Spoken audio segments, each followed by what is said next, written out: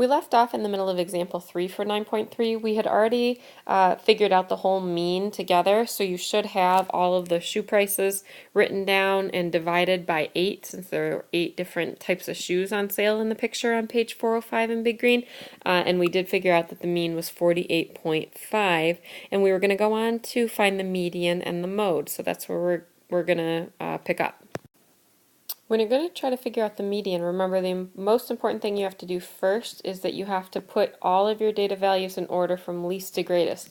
So taking all those shoe prices, you're going to want to put them in order least to greatest. And then you're going to be looking for the middle. That's what median looks at, and in this case we're going to count. We've got 2, 3, 4, 5, 6, 7, 8 data values, which means we're not going to have a direct middle.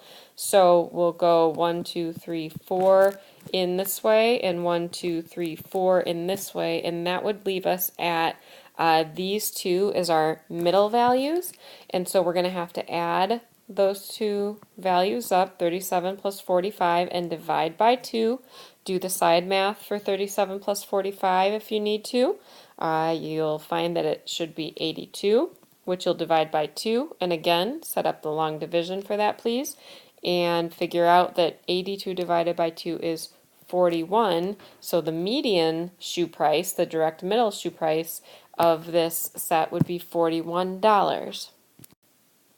Remember, when we look at the mode, we're just looking for the value or values that show up the most, so we don't really have to rewrite this list. We can just use the list that's up here, and we can look to see, and after glancing at it, it looks like 20 shows up 2 times when everything else shows up only 1. So the mode of this particular data set would be 20.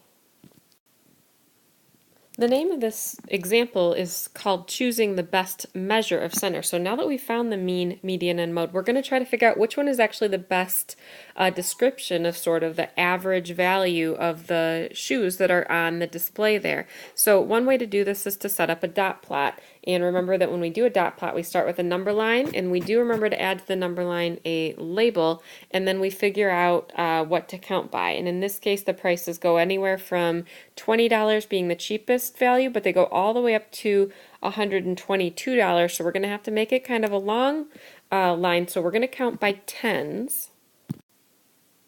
Once you have your number line set up correctly and counted in equal intervals by tens, we've got our range from 20 all the way up to 130 so that we can get our dots on there. And then you go ahead and start putting the shoe prices on there. You can work from one of the lists you did, like the list where you went from least to greatest might be a good one to work off of, or you can go straight to the picture. But remember, you need one dot for each shoe price. So there was a 20, whoops. Let's get it so it's actually putting a dot.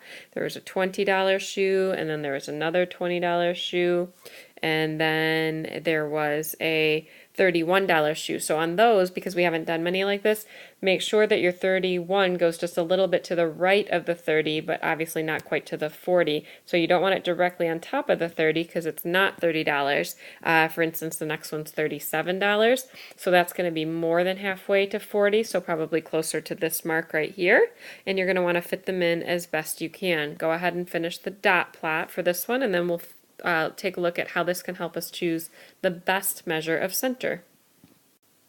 Hopefully your dot plot ended up looking like this, and then what you're going to do is notice where the mean, median, and mode are on your dot plot. So the mode was 20, so that's really kind of right here, and then the median we figured out was 41, so that was closer to kind of over in this region.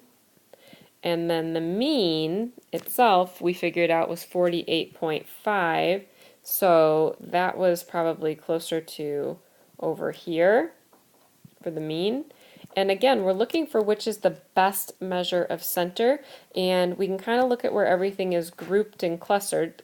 We obviously have an outlier out here with the pair of shoes that was $122, but it appears that the best measure of center between these three is probably the median, because it is closest to the center of all the data, because you've got a couple of shoes that are down here in this price range, and you have a couple more shoes that are over here in this price range, and the median gets us the closest to that because it's at 41, which is just over to this side of 40.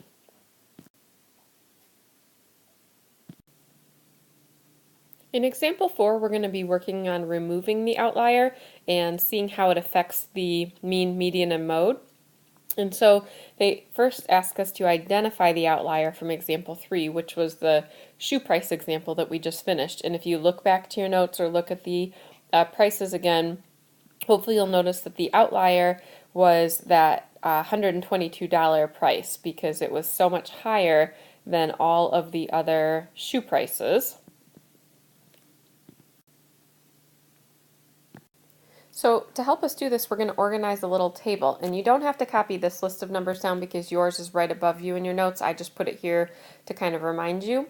But we're going to be looking at mean, median, and mode both with the outlier, which we've already figured out. So I've gone ahead and just filled those values in from the work we did in example 3. And then we're going to figure out without the outlier for each of those as well. And so again, if we look at this list up here, we'll take kind of the easy ones here.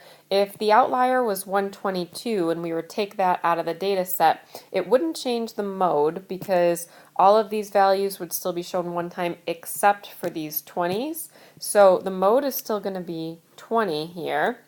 The median might change a little bit now because when we take that outlier out, we've got an odd number of values now, 1, 2, 3, 4, 5, 6, 7 values, but that does make it a little bit easier because we can just go to the direct middle value, and so again you can do the outside in trick, or you can just kind of count 1, 2, 3 on this end and 1, 2, 3 on this end, which would mean our direct middle would be the median, and we're not going to have to add anything together since it's an odd number.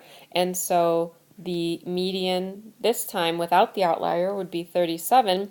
And then that means the only one that we're going to have to really do any work on is the mean. And again, look back at your notes from example 2. There were 2 ways to do it. You could simply re-add all of these number values except the 122.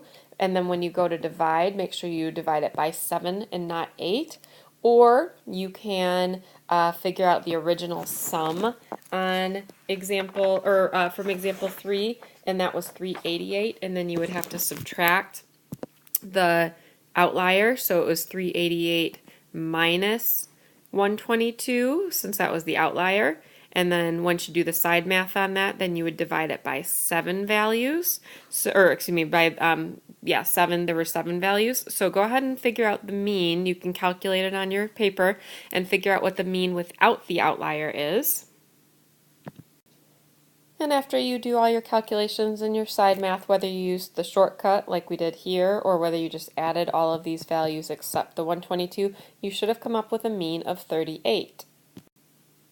And the final part of this question here asks us which measure does the outlier affect the most. So we can kind of compare here 41 to 37, 20 obviously doesn't change at all, and then 48.5 to 38. And it looks like the mean is affected the most. Those are the farthest distances apart. So the mean is affected most by the outlier in this case.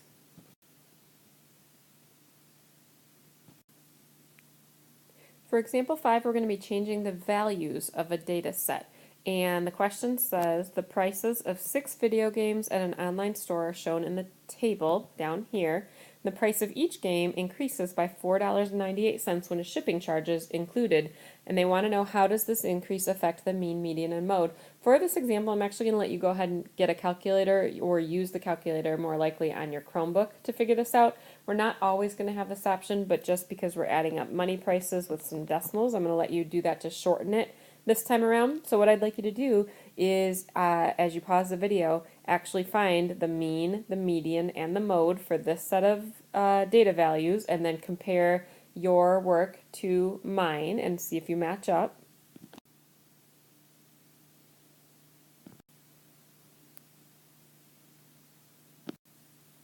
So now that you have the mean, median, and mode for all of those video game prices at their original cost, we're going to go ahead and do the same thing for the video game prices with the shipping charge. And the best way to do that is to add that $4.98 to each of the values in the original table and make a new table. And again, use your calculator, please, but that new table should end up looking like this one. because this is what you get when you add $4.98 to each of those prices.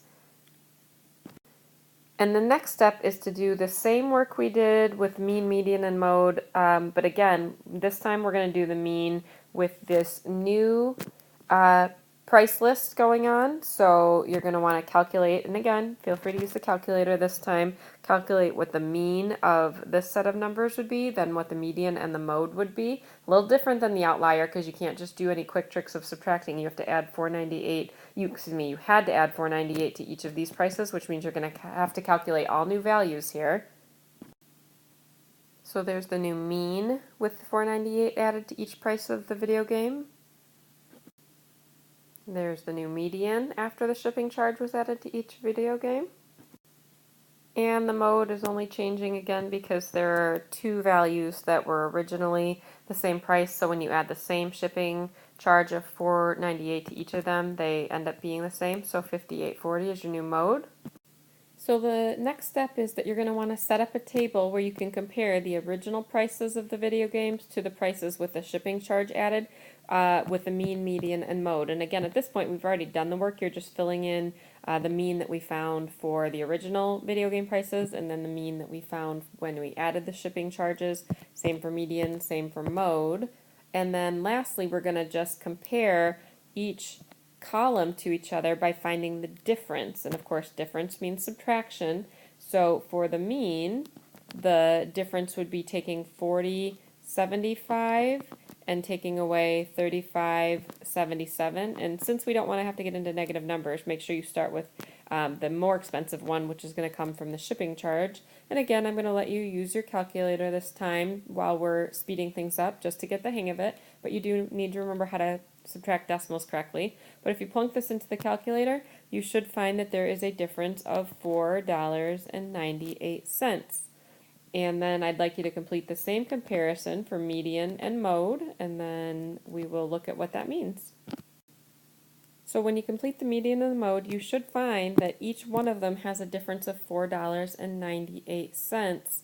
And so we want to just kind of figure out what that means. Obviously, that's the price that they added to each game due to the shipping charge, and what that tells us is that by increasing each video game price by $4.98 for shipping, then it will also change the mean, median, and mode all by the exact same amount.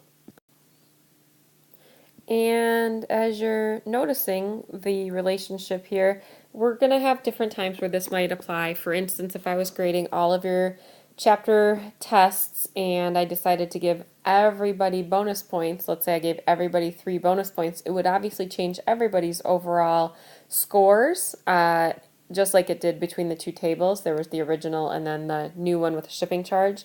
In the tests, you would have the original test scores and then the new test with all the bonus points added. And what we need to know is that means that mean, median, and mode would also increase by 3 points for each of those data values. And so sometimes that matters, especially when you're trying to figure out the best measure of center. We'll be practicing some more of these in class together as we continue our work with mean, median, and mode. And just to have you finish thinking about the relationship, one on your own question says, what if the store decreases the price of each video game by $3? How does this decrease affect the mean, median, and mode? My hope is that you don't have to actually go through all the calculations. You can look at our example 5 work and see what the relationship was when everything increased by the same amount and apply that idea to here. But if you're stuck, I guess the only thing you'll have to do would be to calculate it again until you can kind of get the hang of the relationship.